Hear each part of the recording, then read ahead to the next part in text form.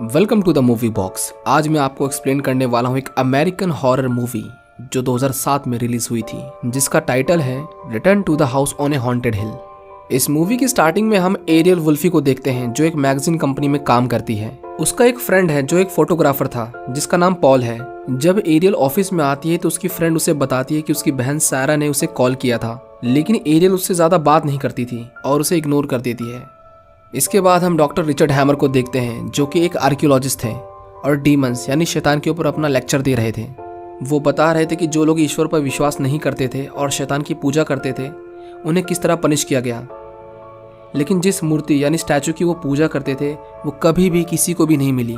उस स्टैचू की तलाश में डॉक्टर रिचर्ड ने पूरे यूरोप की खोज कर डाली और अपने एक्सपीरियंसेस को एक बुक में लिखकर अब वो जाना माना ऑथर बन गया है, लेकिन अभी भी उसे उम्मीद है कि वो स्टैचू उसे ज़रूर मिलेगा। लेक्चर खत्म होने के बाद उसका असिस्टेंट उसे एक लड़की के बारे में बताता है जिसने सुसाइड कर लिया है। ये लड़की कोई और नहीं बल्कि एरियल की बहन सैरा है।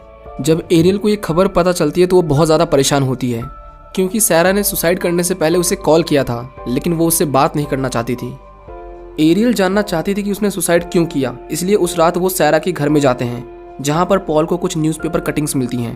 एरियल उसे बताती है कि कई साल पहले सैरा एक पार्टी में गई थी, लेकिन उस पार्टी में सभी लोग मारे गए और कुछ लोग ही बच पाए, जिसमें सैरा भी थी। लेकिन उस इंसिडेंट के बाद वो बिल्कुल बदल गई। उसका मानना था कि उन सभी को डेविल ने मारा है, लेकिन किसी ने भी उसकी बातों पर विश्वास नहीं किया और आखिर में एरियल ने भी उससे बात करना बंद कर दिया। वो लोग वहाँ पर तलाशी ले ही रहे थे कि तभी एरियल को सैरा के विजन्स आते हैं।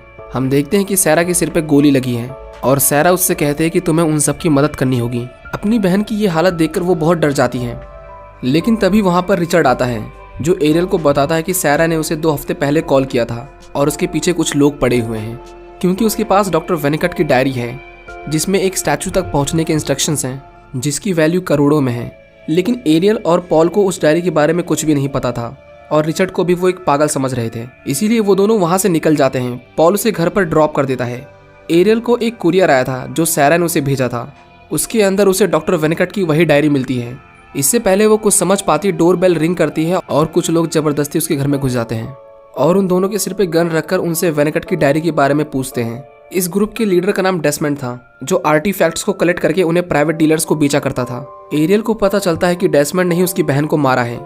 वो उस पर अपना गुस्सा दिखाती है, लेकिन डेसमंड उसे मारने की धमकी देता है। उसके बाद वो सभी उस हॉन्टेड हाउस की तरफ जाते हैं जहाँ पर डॉक्टर वेनिकट ने उस स्टैचू को रखा था। दरअसल वेनिकट एक डॉक्टर था जिसने अपने समय में कई लोगों की जानें ली थी। डॉक्टर रिचर्ड भी उसी घर के अंदर था क्योंकि वो नहीं चाहता था कि इतनी कीमती चीज उसके अलावा किसी और को मिले। डेसमंड उस हॉन्टेड हाउस के पास पहुंचता है और एरियल को भी अपने साथ चलने के लिए कहता है, लेकिन एरियल उसे साफ मना कर देती है। जिसके बाद डेसमंड पॉल को मारने की धमकी देता है और अपने एक आदमी को उसके साथ बाहर रुकने के लिए कहता है।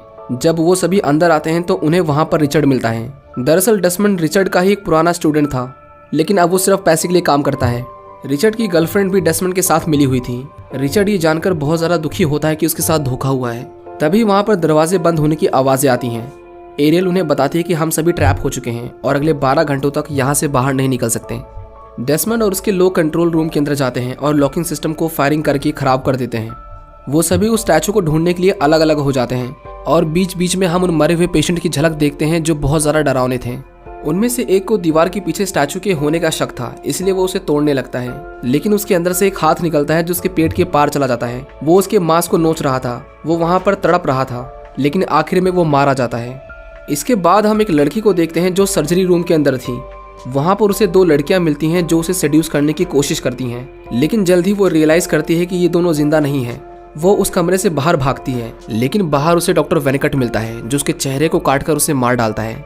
डेसमंड उसकी चीख सुनता है और उसे कांटेक्ट करने की कोशिश करता है, लेकिन इसी बीच एक आत्मा एरियल को अपने पास खींच लेती है और यहाँ पर हम एक पेशेंट को देखते हैं जिसके शरीर पे बहुत चोटें लगी हुई थी।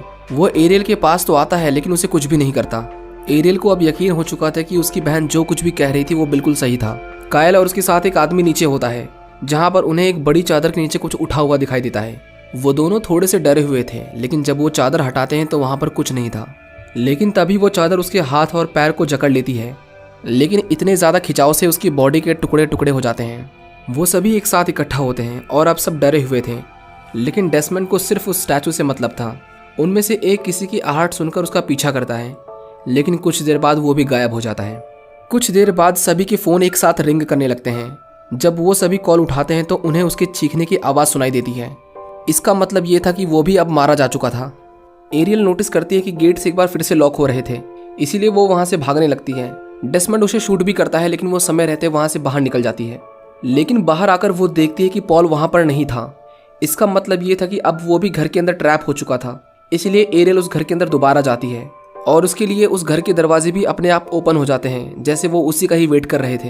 अंदर डेसमंड सबके ऊपर बहुत गुस्सा था और उनके बीच में बहस हो जाती है, जिसके बाद वो एक दूसरे पर फायरिंग करने लगते हैं। लेकिन पॉल और एरियल उन दोनों को रस्सी से बांध देते हैं।